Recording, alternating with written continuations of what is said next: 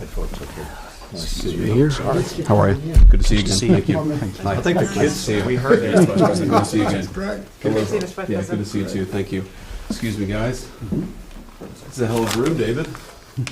Not bad. Look at this, beautiful. Let's put that down. Yeah. Okay. We're going to sit down and then the Yes, media I can believe come so. in. Great. Okay.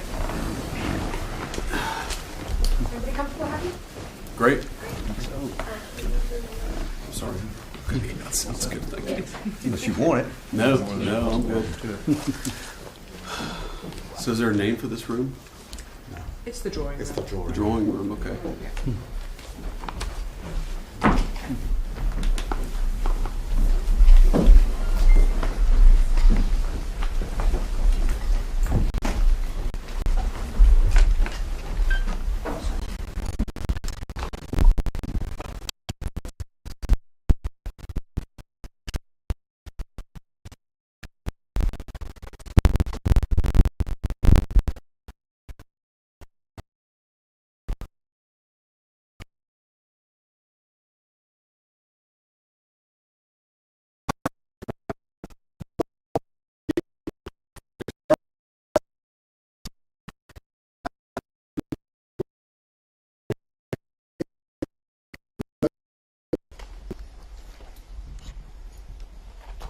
Well, Vice President Vance, welcome to Chevening.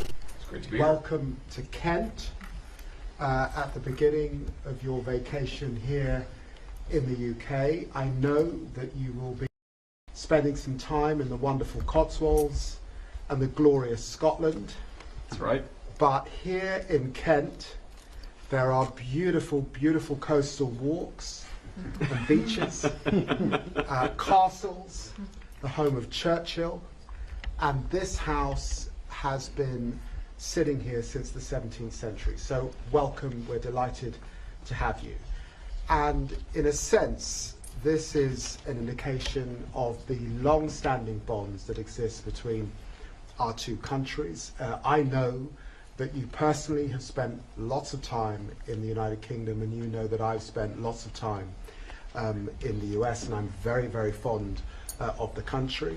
Our bilateral relations are in a wonderful place, having struck our economic prosperity deal and working hard on a new technology partnership, which will be very, very exciting indeed. Today, of course, we will be discussing the developing situation in the Middle East and in Gaza, which is of great concern, and of course the ongoing war in Ukraine and our desire to see that come to an end, and I'm sure we'll be reflecting on other issues of global interest and concern. But welcome to my home here in the wonderful county of Kent. Thank you. It's good to be here. Well, thank you so much for having me, Mr. Foreign Secretary. It's good to see you all and good to see your team here. As you said, this is a very special relationship between our two countries, and I think me being here is just another part of that. So we've already, in the brief time that we've been here, my kids have fallen asleep on your floor. We've gone fishing in the lake outside, and unfortunately, the one strain on the special relationship is that all of my kids caught a fish, but the Foreign Secretary did not. I'm sorry. It is great to be here in Kent again. My wife and I love this section, this area of the UK. We actually were here a couple of years ago. We went to Dover and to the Cathedral of Canterbury, so we love this country. We certainly love this part of the country. And so it's great to be here. As David said, we have a lot to discuss. There's a lot going on in the world. Of course, the situation in the Middle East, the situation with Ukraine and Russia. There's a lot of news there and a lot of things to update each other on. I believe that we're going to talk about our economic partnerships, both in technology, but also the broader shared economic relationship that we have, and we're so thrilled about that. But just on a personal note, I have to say that I really have become a good friend, and David has become a good friend of mine, and so it's great to spend some time here with him and his family. On the trip over here, my 3-year-old daughter in particular kept on asking if she was going to get to hang out with Maya. The answer, happily, was yes, and you've been very, very gracious host to me and the whole family, so we're very grateful to that. And to the people of England, I really love this country, and in particular, having never been to this beautiful house before and seen the surrounding area, I just say that the people who built it, the people who sustained it, I think really love the human spirit, and being here lifts up the human spirit. And so I feel, from one vice president to the people of England, thank you for having such a beautiful place for foreigners like me to come and talk about the issues of the day, because we really appreciate it and we're really thrilled to be here. So to David and your team, thank you so very much. Thank you. Absolutely. Thank you. Yeah. Did you catch a fish, sir? I caught a few, actually. Yeah, I don't want to brag, but we did okay. Can you speak to how you became such good friends?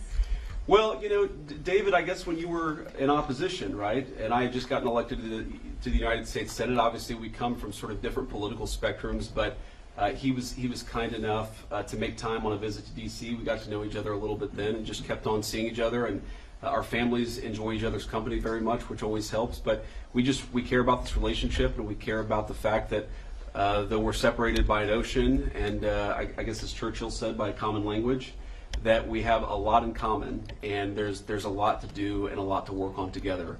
You know, David once said to me, this is probably a couple of years ago, that there's this feeling that the world is in a state of incredible tension. And I certainly felt that a couple of years ago. I think that the President of the United States over the last 6-7 months has done a lot to lower that tension, but there's a lot that the United Kingdom and the United States can do, I think, to bring greater peace and greater stability to the world. And so we share that conviction, and that's made it easy for us to spend time together and work on the issues of the day. Mr. Vice President, some big issues in the Middle East. What do you make of the UK's decision to recognise the state of Palestine? Do you think that's a bad decision? Well, it's one of the things that we're going to talk about. Obviously, the United Kingdom is going to make its decision. We have no plans to recognize a Palestinian state. I don't know what it would mean to really recognize a Palestinian state, given the lack of a functional government there. You know, what the President has made very clear is our two goals are very simple right now vis-a-vis the situation in Israel and Gaza. Number one, we want to make it so that Hamas cannot attack innocent Israeli civilians ever again, and we think that has to come through the eradication of Hamas. Second, the President has been very moved by these terrible images of the humanitarian crisis in Gaza, so we want to make sure that we solve that problem. I think all of us can work on how to solve that problem. Obviously, it's not an easy problem to solve, or it would have already been dealt with, but we share, I think, that focus and that goal. We may have some disagreements about how exactly to accomplish that goal, and we'll talk about that today. Mr. Vice President, what do you make of President Trump's comments last week about you the likely front runner in the 2028 race? I don't want to talk about lowly things like politics in this grand house. Come on. Look, I think my view on the politics of 2028 is I'm not really focused even on the election in 2026, much less 1-2 years after that. And if we do a good job for the American people, the politics will take care of itself. So I'm going to try to do a good job for the American people, just as David's trying to do a good job for the people of the UK. Mr. Vice President, was the President given a heads up about Israel's intention to occupy Gaza City? I'm not going to speak to private conversations between the Israeli government and our government. I think the President obviously has been very clear about his goals, about what he wants to accomplish in the Middle East, and he's going to keep on doing that. The President, as you know, speaks to these issues commonly. I'm sure that he'll talk at some point to the media about his response to what's happened or what was announced earlier today in Gaza. But our goals are very clear. We want to make it so that Hamas can't attack innocent people. We want to solve the humanitarian problems in Gaza. We're working incredibly hard, the President and the entire team, to make sure that happens. I mean, we've been in constant negotiations and conversations, even the last 24 hours, about how to get more aid into Gaza, about how to solve that humanitarian problem, and also how to get Hamas to a position where they can't continue to threaten the citizens and the civilians of Israel. So there's a lot of work to do there. There's a lot of common objectives here. There is some, I think, disagreement about how exactly to accomplish those common objectives, but look, it's a tough situation. Of course, we're not going to know exactly how to solve a very complicated problem. As the President has said himself, that people in some ways have been fighting for thousands of years. If it was easy to bring peace to that region of the world, it would have been done already. Mr. Vice President, you've expressed some concerns in the past about free speech in the United Kingdom and Europe more broadly.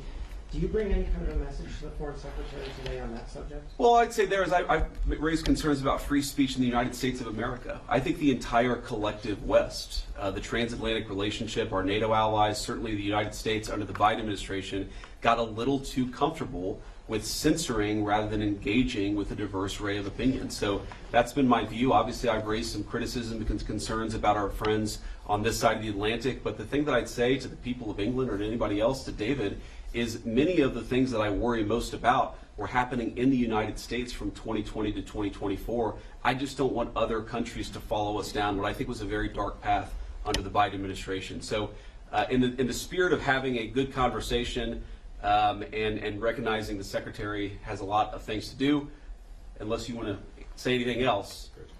Okay. Thank you all so much. Good to see you all. Thank you. Can I just ask just one more question, just one, to the Foreign Secretary? If it's the Foreign Secretary, yes. I'm done answering questions. Foreign Secretary, the UK has taken a different tact on the situation in Palestine and the United States. Do you feel that your friendship with the Vice President might help, have a discussion about ceasefire in Gaza? You know, Prime Minister Starmer is either meeting or discussing these issues with President Trump on a weekly basis, and I am doing the same with Secretary of State Rubio or Vice President Vance. And the truth is, what we all want to see is a ceasefire.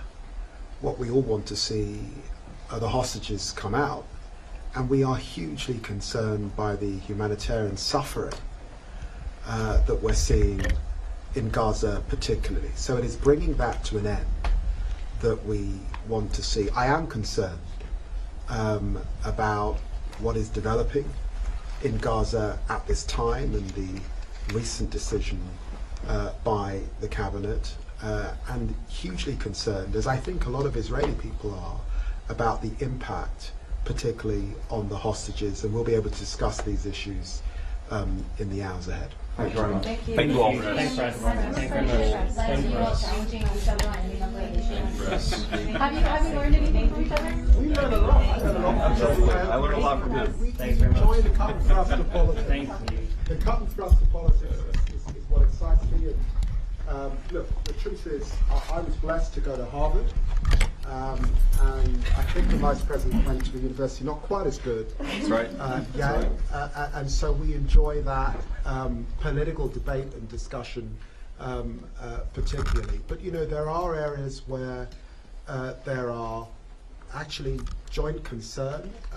We both have a joint concern about outcomes for working people. That is the truth of it. Absolutely. And we have also discussed issues like irregular and illegal migration and how we deal with those issues. So there are commonalities and then there are differences. And that is the joy of living in democracies like ours. Thank That's you right. both. Thank you very much. See you all. Thank you. Thank you, Chris. I've got my fan. As the President says, you want any press conference not to say breaking news. It says breaking news, right? Just grab the bags.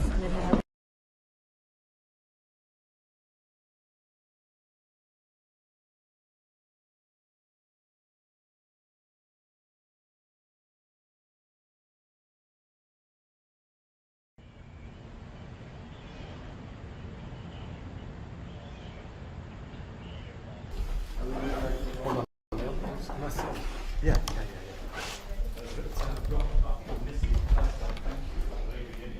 That's all right. I mean, the lighting wasn't very happy.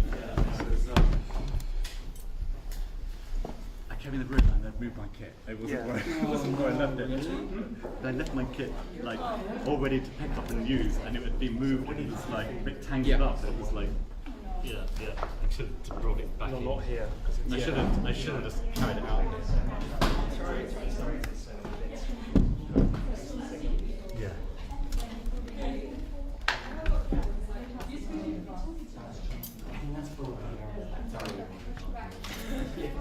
So they spoke a lot, didn't they? That was good. Yeah. Great. Perfect.